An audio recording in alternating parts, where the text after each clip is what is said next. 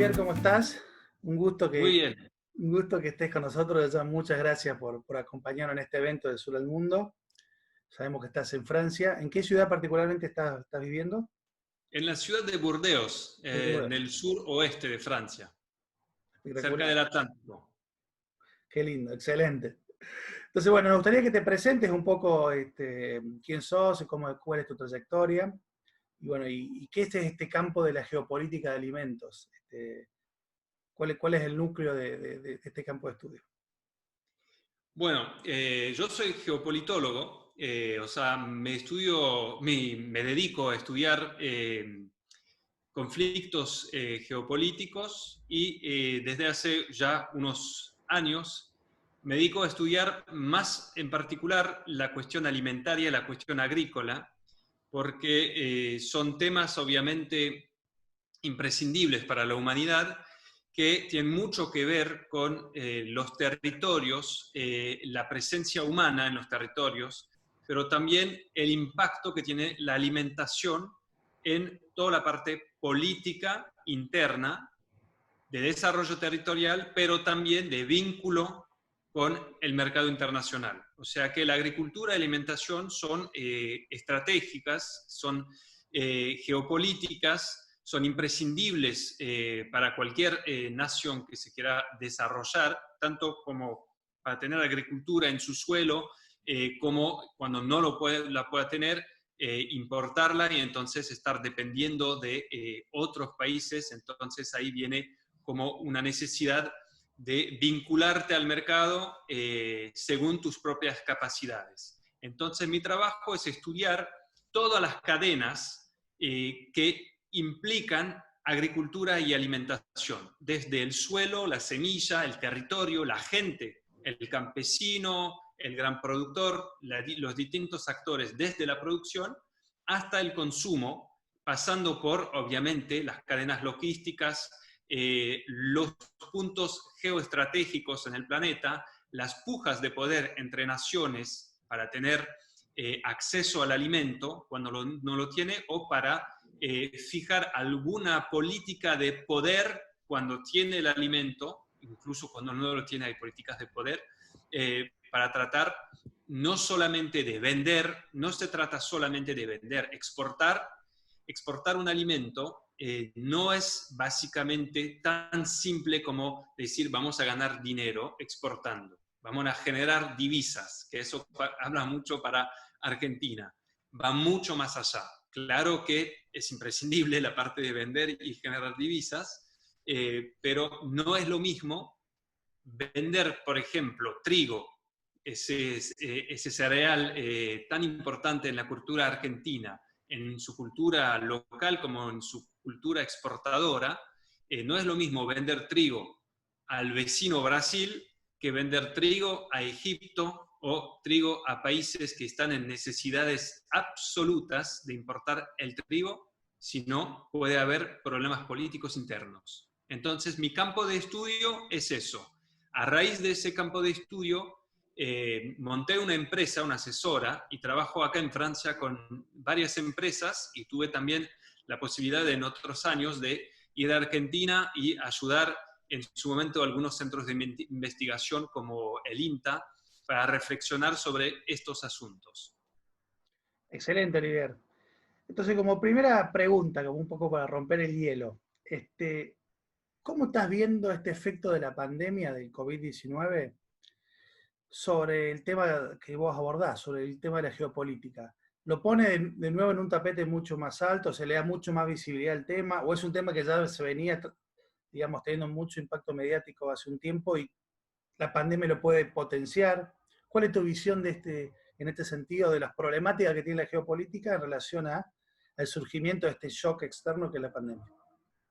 Mira, el tema de la agricultura y la alimentación no son temas novedosos, son temas de historia. O sea, desde que el hombre es hombre, necesita comer, necesita cazar, necesita, luego ha tenido la virtud de cultivar plantas. Eso no es nuevo, que haya conflictos por el acceso al alimento, la tierra, el acceso al alimento.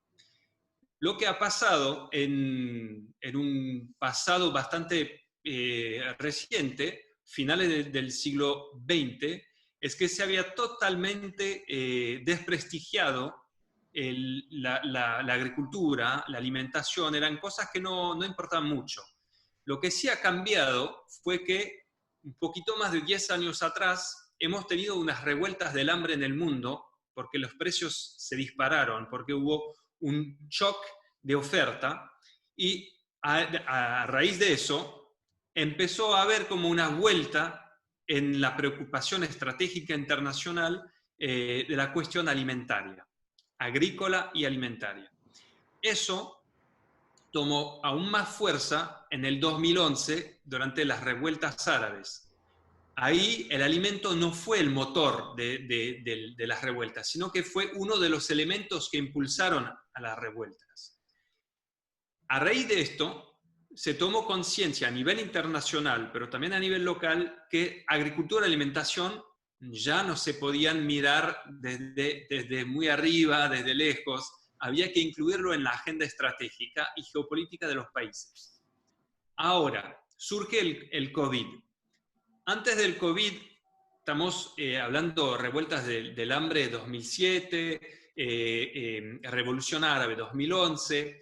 Hemos tenido algunos shocks desde ese tiempo, pero otra vez había vuelto a tranquilizarse esa idea. Pero eso no quiere decir que no había problemas latentes, causas de conflicto por tierras, causas de conflicto por acceso al agua o los alimentos. Lo que pasa con el COVID es que en un primer tiempo, obviamente las reacciones de los gobiernos fue cerrar la economía, cerrar las fronteras, y aparte de eso se empezó a ver que otra vez, después de la crisis sanitaria, podía surgir una crisis alimentaria. En algunos países, obviamente, uno no se da cuenta porque el acceso al alimento es fácil, como en Francia. Tenemos una muy buena producción, buenos servicios logísticos, pero igual así tuvimos bastante problemas, pero no tenemos ningún problema de faltante de alimentos. Eso no es igual en muchos otros países y por distintas razones. En algunos países hay producción, pero hay falta de mano de obra, por ejemplo, para recolectar. Hay problemas logísticos para llevar lo que se ha cosechado al puerto, a la ciudad, al mercado. Entonces hay un desperdicio de los alimentos. Hay problemas para que la gente que vivía en zonas precarias, con trabajos precarios, que de repente se encuentran sin el amparo estatal, o sea que no tiene ningún seguro de desempleo, se le cayó el empleo, no tiene dinero y tenía que salir para o alimentarse o trabajar y ganar su dinero.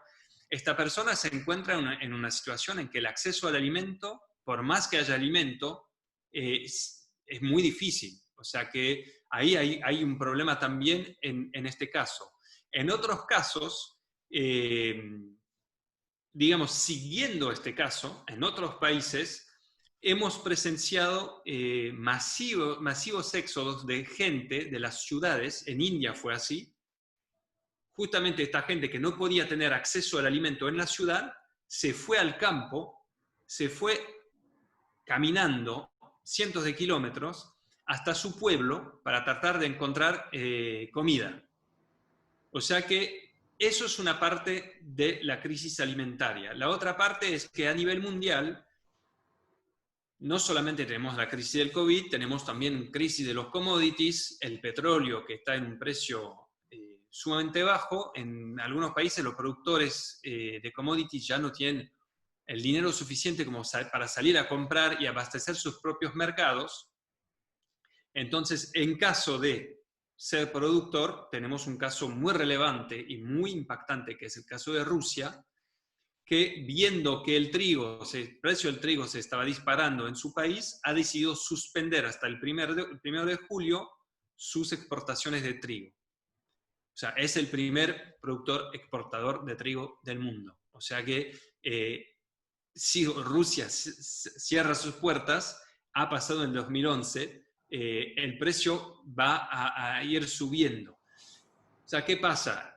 Siendo el primer exportador, si no exporta, los países que tienen que importar, que ya se encontraron con dificultades, si el precio sube aún más, estoy pensando en Argelia, que vive de la renta del petróleo y del gas, Nigeria, que vive de la renta del petróleo, este tipo de países se va a encontrar con dificultades y sus poblaciones van a tener una faltante claramente de harina, de trigo, de pan, y eso puede terminar en revueltas del hambre y conflictos sociales y políticos muy fuertes. Entonces sí, en el caso del COVID, digamos que no se había pensado, el tema estaba presente, pero no se ha pensado que ese tema pudiera surgir así tan rápido con una pandemia.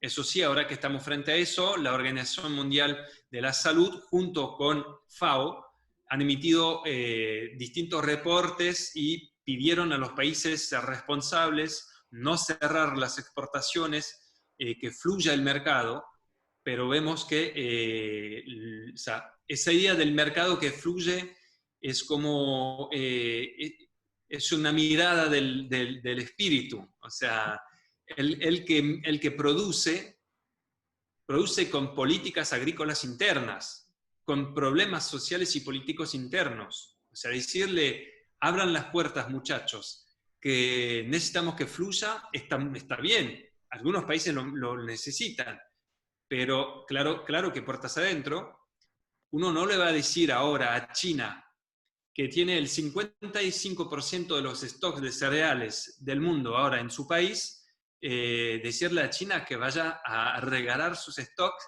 y intentar ver si su población estará feliz y contenta con faltante de alimentos. O sea, yo dudo fuertemente que eso pase. Claramente lo que vos mencionás es un punto importante. En estos momentos de crisis, los países tienden a priorizar sus políticas domésticas en detrimento de políticas internacionales. Sí. Un punto interesante que sacaste ahí es el tema de, viendo las dos crisis, ¿no? Comparando la crisis de la crisis alimentaria del 2008-2009, después reflejada en el 2011-2012, y esta nueva crisis. Porque como bien mencionás, la crisis de 2008-2009 fue una crisis de precios altos, o sea, hubo un salto muy brusco en los precios de la energía, de los principales commodities, que generó problemas de acceso por el encarecimiento de lo que fueron los alimentos en el mundo, ¿sí? Pero esta crisis probablemente no sea una crisis tanto de precios altos, porque como se está viendo, muchos commodities han ido a la baja, bueno, el caso del petróleo es el más paradigmático, de caer hasta 70% su valor desde enero, pero se está viendo el tema de la falta de acceso por la falta de ingreso de la población doméstica. Sí. Porque justamente por las medidas de confinamiento y distanciamiento social, las actividades económicas en los países están paralizadas. Entonces, ¿qué diferencia hay puedes ver en términos de los conflictos que pueden generarse, mirando una crisis de 2008-2009 que fue generada por un shock de precios y esta crisis que parecía ser más generada por un shock de ingresos, digamos, de demanda? Bueno, en esta crisis actual no es tan, digamos, no es tan blanco y negro de sobreprecio en un momento y ahora no sobreprecio, porque algunos commodities, el precio está realmente en tensión. Yo estoy pensando en el arroz, por ejemplo, que es vital para todo el sudeste asiático y también para países de África. Pero es muy interesante lo que me propones porque ahí es la geopolítica, porque no se puede nunca mirar la cosa desde un solo ángulo. Hay que mirarla desde cuántos ángulos, no sé, pero un máximo de ángulos, digamos. Para justamente tratar de tener una imagen fidedigna de la realidad y tratar de, al momento de tomar una decisión o proyectarse o pensar en una inversión futura o prevenir algunos casos futuros, tener una buena lectura de partida para poder proyectarse. Te tomo un ejemplo del arroz porque justo en ese tema del COVID, y después veremos lo del impacto en cuanto a la demanda, el el caso del arroz, ahí toca otra vez en la oferta, pero en el COVID se ha mucho dicho, con esa pandemia, que muchos países tuvieron reacciones que no eran racionales, que obviamente el miedo había conducido a algunos países a cerrar las exportaciones o a disminuirla mucho, en el caso de Tailandia, de Vietnam, por el arroz. Y son grandes jugadores de las exportaciones de arroz a nivel mundial. Pero no solamente se trata de un miedo irracional por el COVID. Actualmente, ¿qué tenemos en esos países? Tenemos una sequía histórica. Sequía histórica que tiene dos razones. O sea, hay tres razones.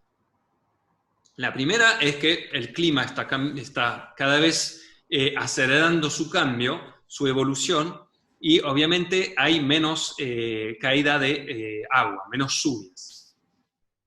Eso es un fenómeno que, bueno, puede pasar de un año al otro, ahí quizás no tendría mucho que ver el COVID en eso, pero sí este año lo tenemos que tomar más en cuenta porque obviamente empuja quizás a una conducta irracional. Otro efecto, y eso no tiene absolutamente nada que ver con el cambio climático, y algo vamos a ver el COVID donde entra, es que, por ejemplo, el río Mekong, que abastece de agua toda la cuenca baja del sudeste asiático, de los países productores de arroz, ahora tiene una baja excepcional debida a la represión, ¿cómo se llama? La retén. Sí, la retención. La retención de agua, río arriba, de parte de China. China ha decidido, hace ya muchos años, fomentar una política de construcciones de retenes sobre el río Mekong. Ya tiene 10 retenes de agua, represas de agua, está previendo construir 11 más. O sea que el caudal del río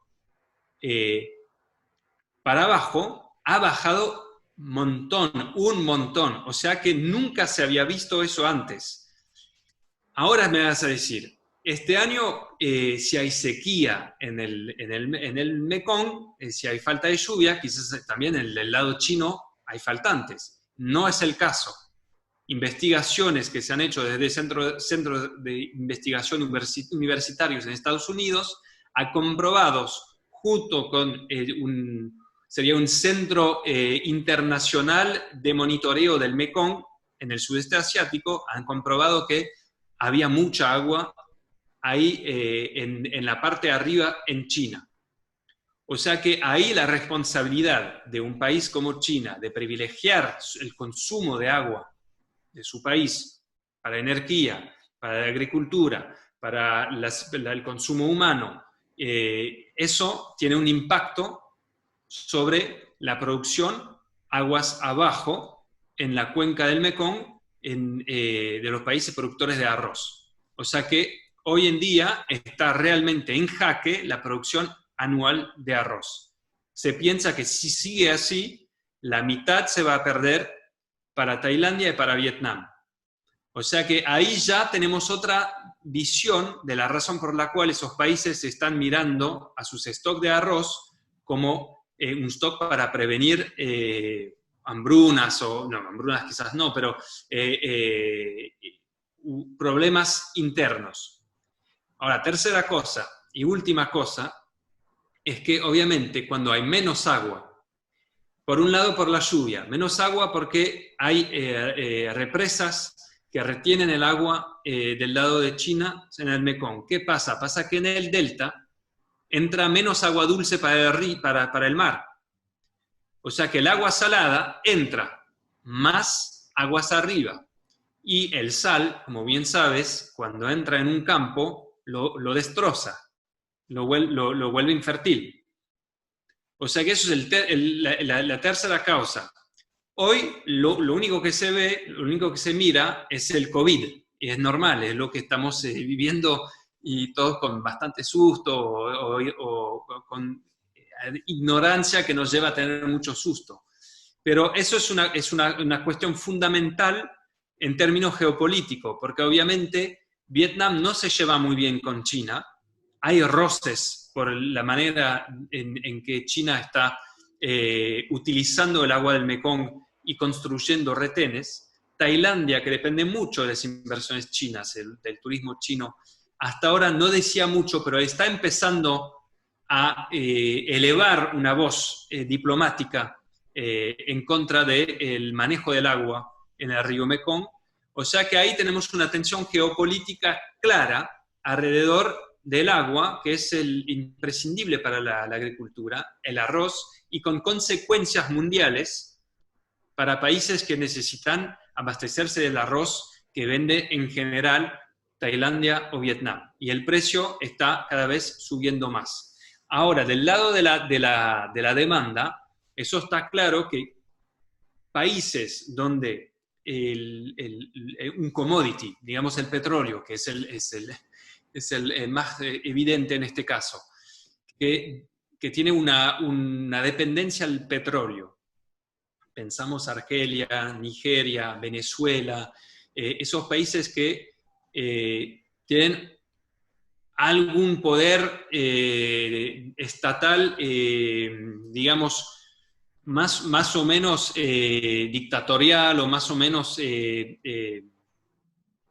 represivo con su pueblo, en muchas veces son países que tampoco si tienen la confianza de su pueblo, porque muchas veces reparten dinero de una forma u otra.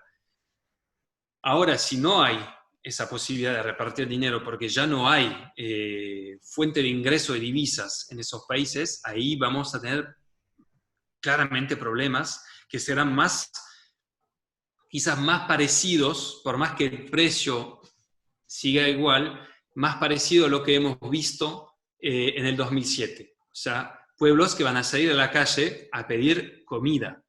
O sea, se va a revelar la gente porque va a necesitar comer. Y vamos a ver cómo van a funcionar esos países en términos de negociación, ayuda internacional, para tratar de mitigar los efectos, porque como bien lo has dicho, los precios ahora en varios commodities alimentarios, digamos, no suben, no hay stocks, hay amagues de que los precios podrían subir por justamente una cuestión de no exportar de algunos grandes productores, pero lo interesante es que el resultado de que la gente no tiene el dinero, o sea, para la gente que el precio no suba, no quiere decir que no siga siendo un alimento caro. Si tenés menos plata para comprarlo, por más que quede igual, vos es igual que si tenías el mismo dinero, pero se te iba subiendo el precio. La necesidad básica de comer, eso no puedes decir al pueblo que espere. O sea, eso no existe. Muy interesante, Oliver, muy interesante tu reflexión. Y en ese sentido, lo que está pasando en la Unión Europea, un poco mencionaste antes recién que pareciera que no hay muchos problemas todavía, lo que es la cadena de suministro de alimentos. En Francia, por ejemplo, tu caso particular, que vos lo estás viviendo ya.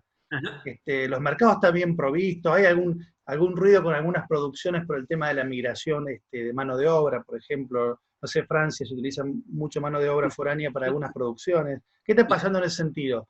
¿Hay la sensación de que la provisión de alimentos está garantizada por un tiempo? ¿Cómo se vive allá?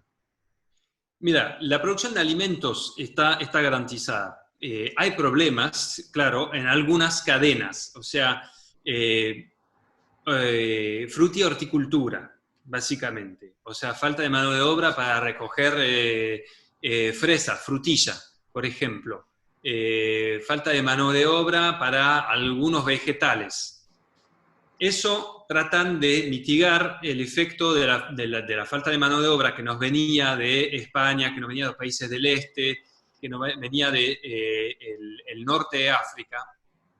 Tratan de mitigarlo impulsando a que estudiantes o gente desempleada pueda ir a trabajar en el campo sin que pierda por la ayuda estatal, que por ejemplo si recibís una ayuda estatal por mes por tu seguro de desempleo. Si vos vas a trabajar en el campo, estás trabajando, o sea que pierdes tu seguro de desempleo.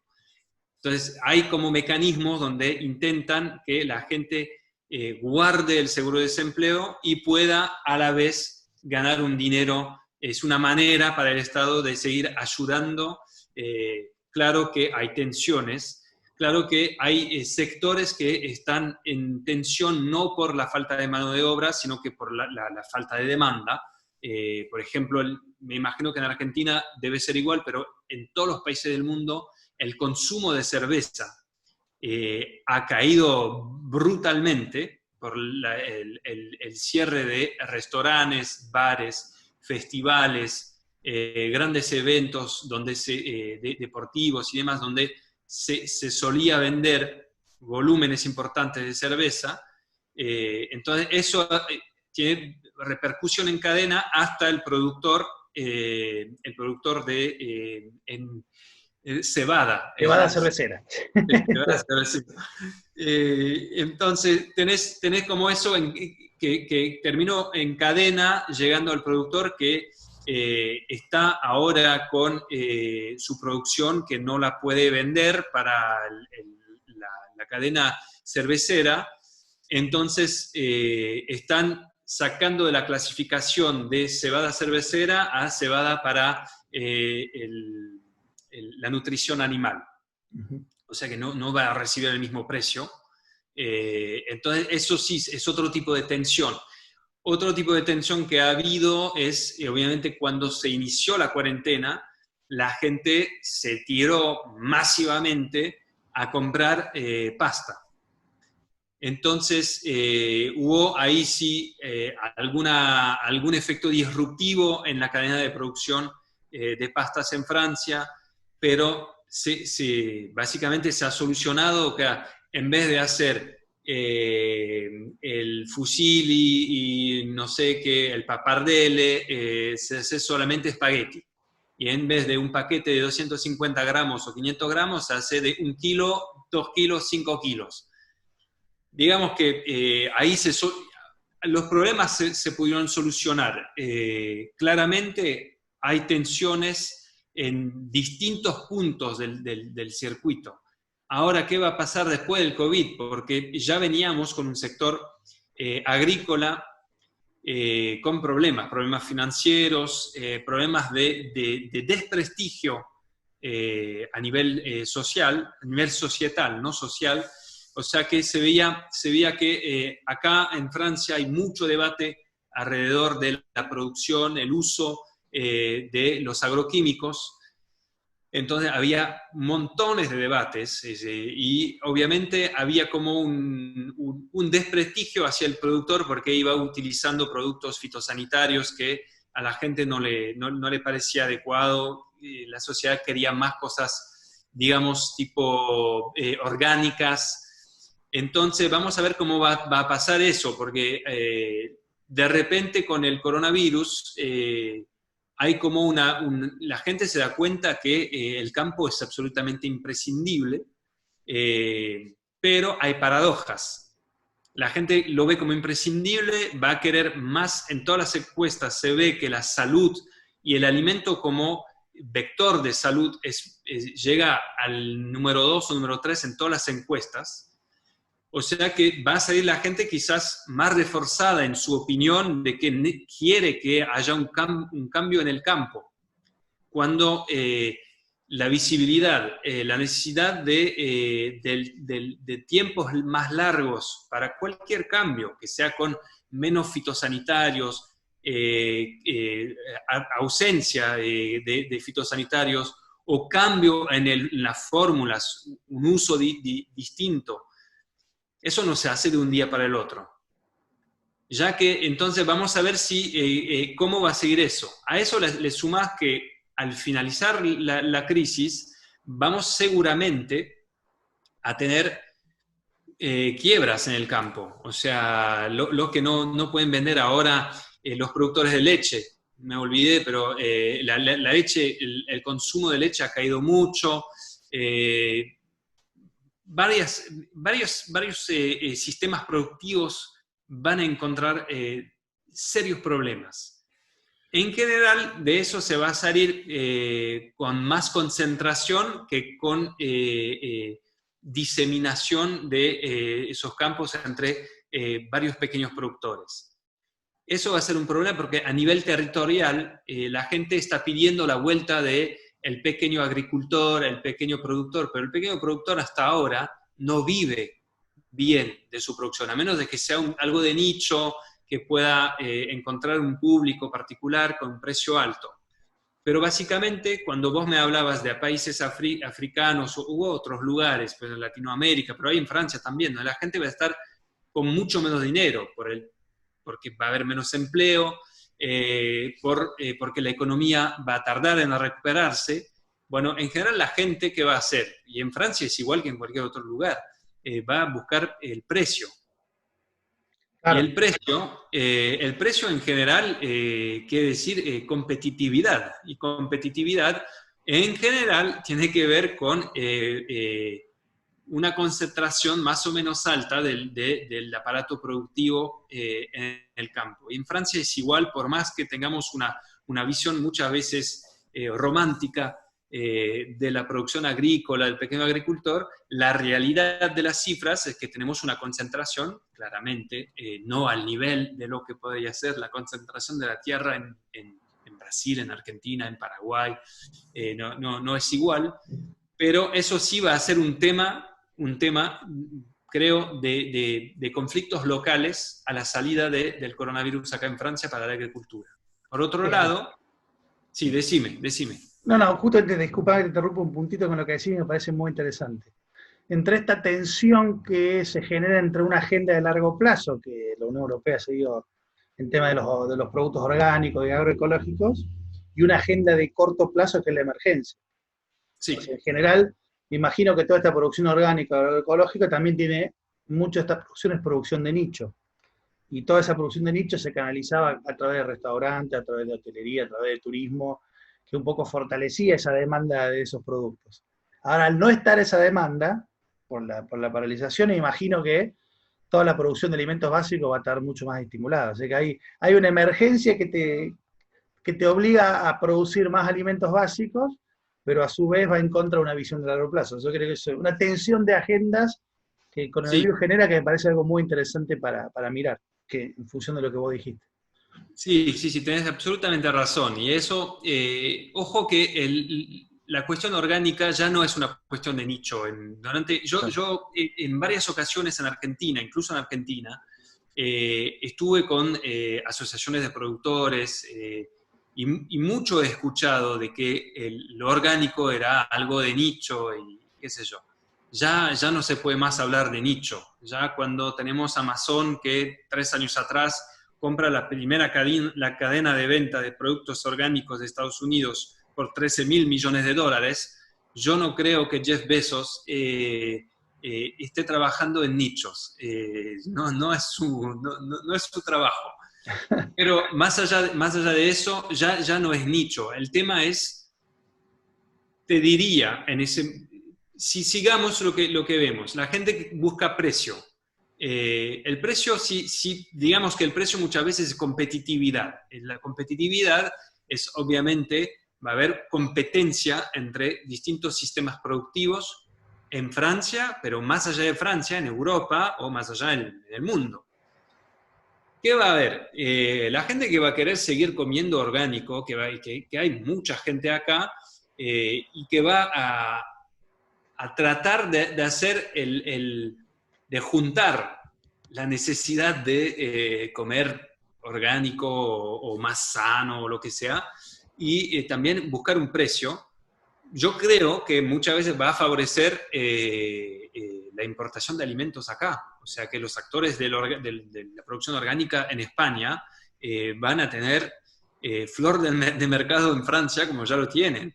Yo creo que ahí sí, y eso va a contravenir al objetivo de un arraigamiento mayor de la agricultura, del pequeño agricultor, pequeño productor en Francia, porque claramente no compite el productor francés de frutilla con el productor español de frutilla. Eso está claro, de tomate. Igual, o sea, Francia va a tener que enfrentar varias paradojas y yo te juro que viendo el nivel de conflictividad antes del COVID en nuestro país, donde era bastante difícil tener un consenso, como en otros lugares, pero es nuestra experiencia, yo creo que va a ser difícil a la salida del coronavirus.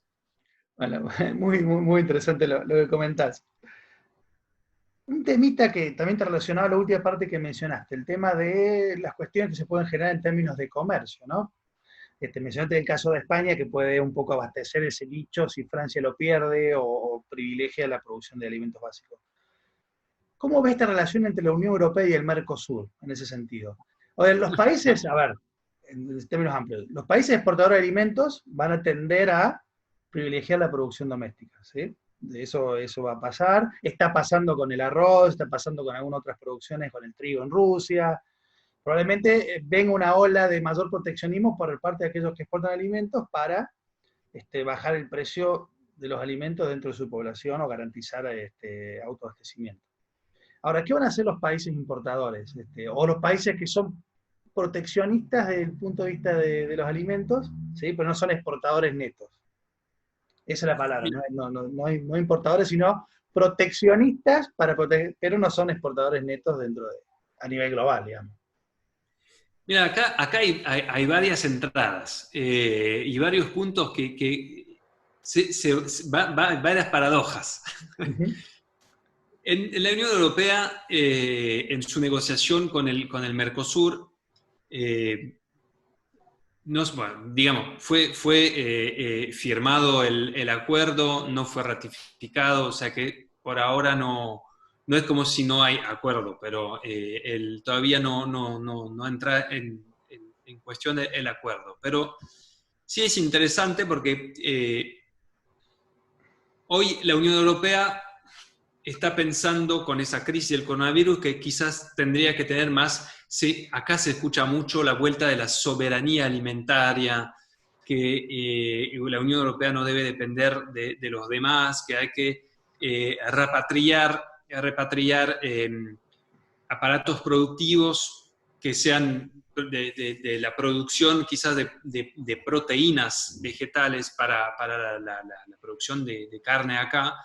Se ha escuchado acá el presidente de mi país, cuando entró en conflicto con su par brasilero, Jair Bolsonaro, el año pasado, que eso terminó con Francia rechazando el hecho de ratificar el acuerdo de la Unión Europea del Mercosur.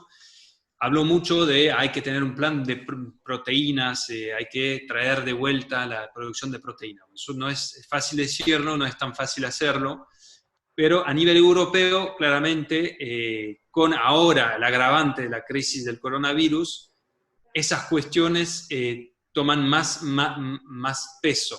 O sea, vamos a ver cuando se va a salir si se va a privilegiar o no una especie de plan que vendría a contradecir finalmente un acuerdo con el Mercosur, con los países que ahora nos exportan sus proteínas, que sean proteínas animales o vegetales.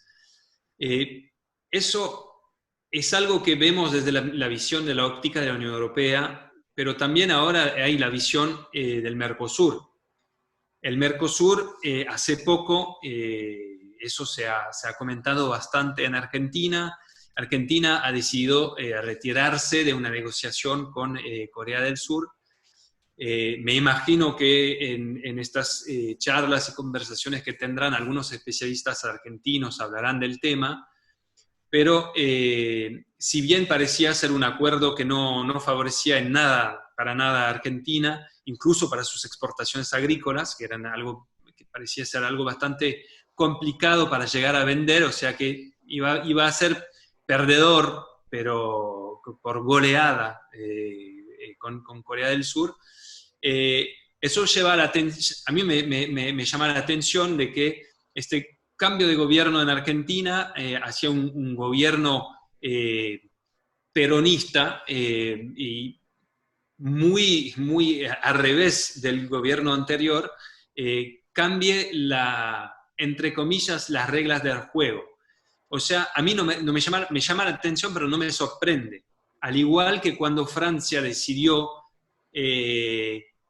tirarse para atrás para proteger a su agricultura, porque es una fuente, no es una fuente de votantes muy importantes, pero sí es una fuente simbólica muy importante. O sea que hace parte de esas paradojas de mi país. O sea que al campo uno le tiene algún desprestigio porque va a utilizar glifosato, pero si ese mismo campo dice que no va a poder vivir porque va a entrar carne de Brasil más barata, que seguro no iba a entrar en el mercado francés o muy poco, iba más a ir para los países del este de Europa, y que el presidente se pone al frente defendiendo al campo, eso sí, paradójicamente la gente quiere eso, quiere ver que su agricultura, al presidente la vaya a defender.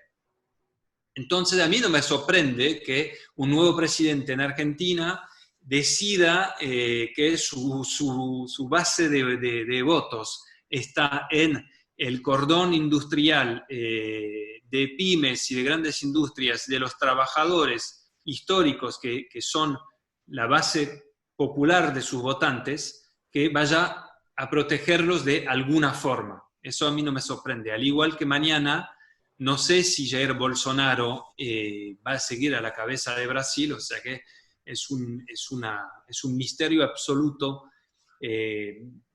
porque empuja cada vez más lejos la línea de la decencia en términos políticos y diplomáticos. No sabemos si sigue o no Jair Bolsonaro, pero en caso de que mañana vuelva un Lula u otro, Haddad o no sé quién será el posible candidato del Partido de los Trabajadores, no sé si él no iría siguiendo también el paso que estamos viendo ahora con Argentina, o sea, defender la industria brasilera frente a las industrias europeas, industrias coreanas. La decisión tomada por Argentina fue, si no me equivoco, que fue destacada como alguna decisión positiva por la Unión Industrial Argentina, pero también hay ecos de que la Unión Industrial Brasilera está en contra de ese tipo de acuerdo. O sea que el futuro del acuerdo entre la Unión Europea y el Mercosur tiene todavía una larga historia por escribirse. Ya venimos de más de 20 años mirando cómo iba avanzando. Lo que sí, desde el lado francés, esa manera que tuvo Francia de utilizar al conflicto con Brasil, con Jair Bolsonaro y con la deforestación en el Amazonas del año pasado, que fue muy importante, utilizarlo para decir que finalmente se retiraba. Está claro que se retiraba porque veía que desde el lado del campo en Francia se le venía encima una tormenta perfecta. Justo después de haber firmado el acuerdo con Canadá,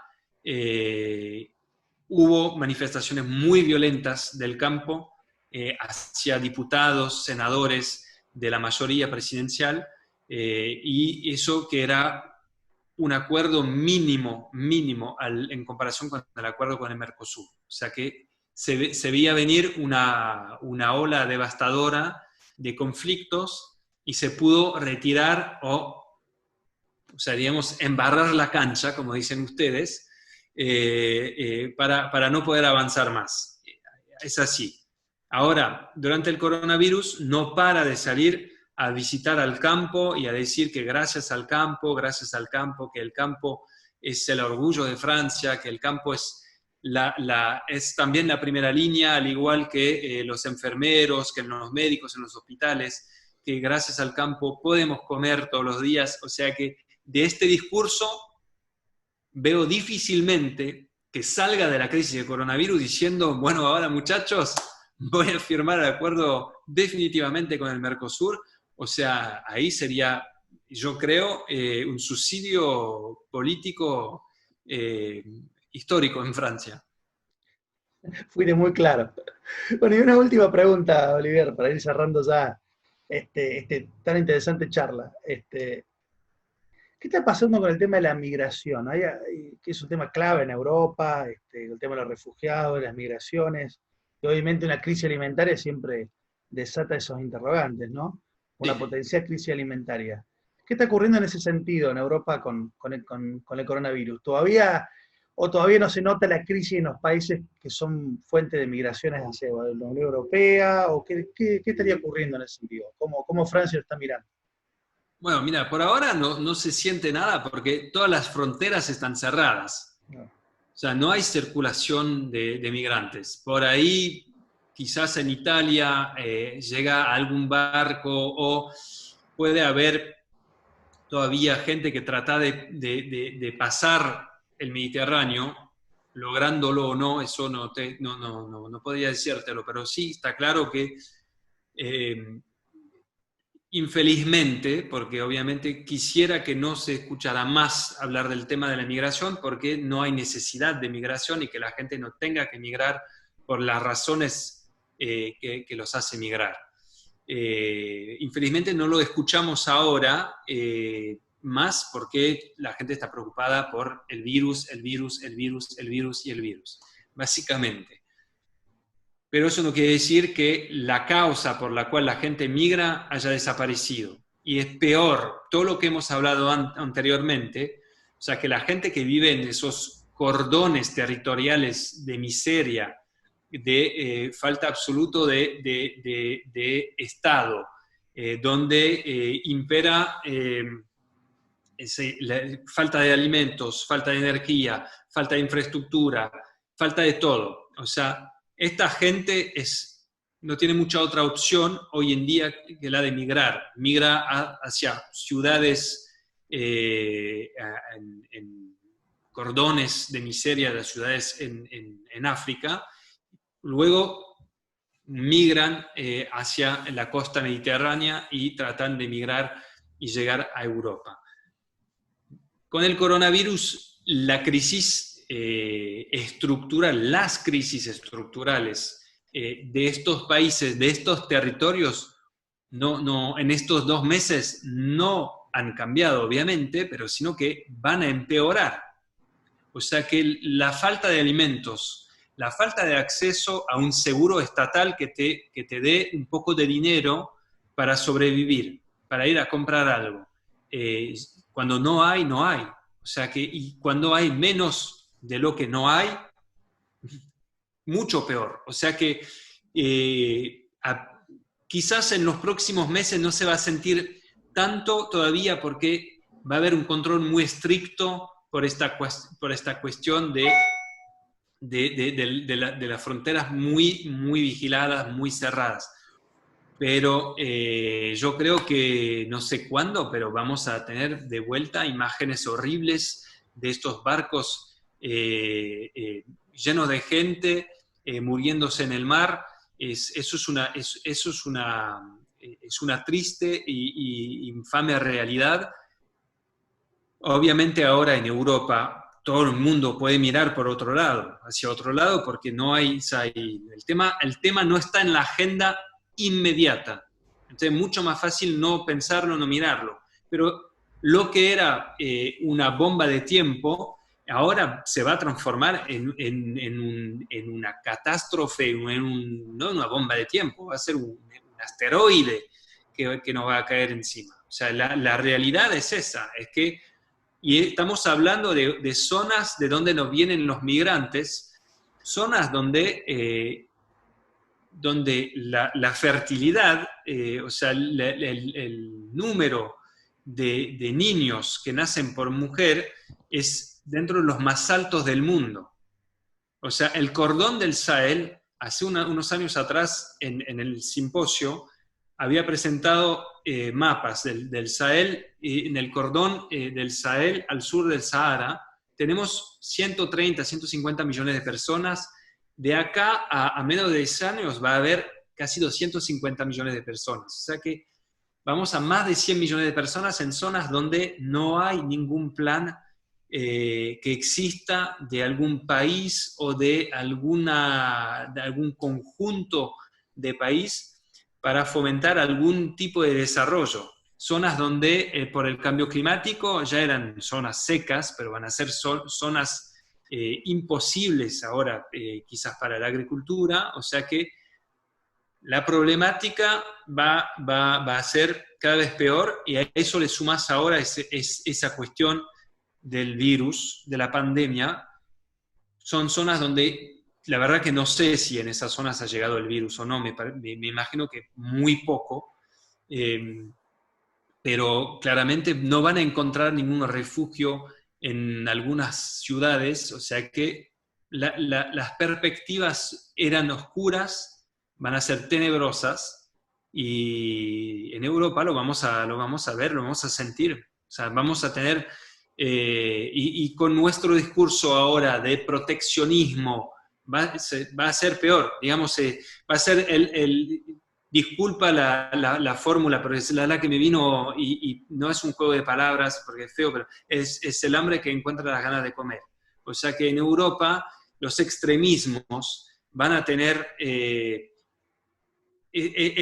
pan, ¿cómo se dice? Pan bendecido. Combustible para surgir. Eso, es como, miren a los migrantes, vamos a tener un conjunto de sinsentidos que van a potenciar discursos extremistas, y eso va a ser una gran preocupación.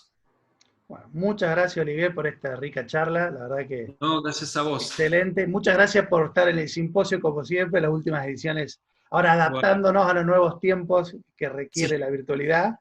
Bueno, creo aprovechar también agradecer a Fernando, que obviamente es mucho más simple cuando hay un público, porque lo ves a Fernando y decís como todo el mundo, claro. Gracias Fernando, así que voy a saludar a alguien que gracias Fernando. Fernando va a estar muy contento de todos modos, ¿no? Pero no, muchas gracias Fernando, gracias a vos, gracias al equipo, gracias por haberlo mantenido, porque siempre es un evento que nos permite reflexionar, nos permite escuchar puntos de vista diferentes y desde actividades ópticas diferentes, y eso está bueno, está bueno. Ah, excelente, bueno, muchas gracias.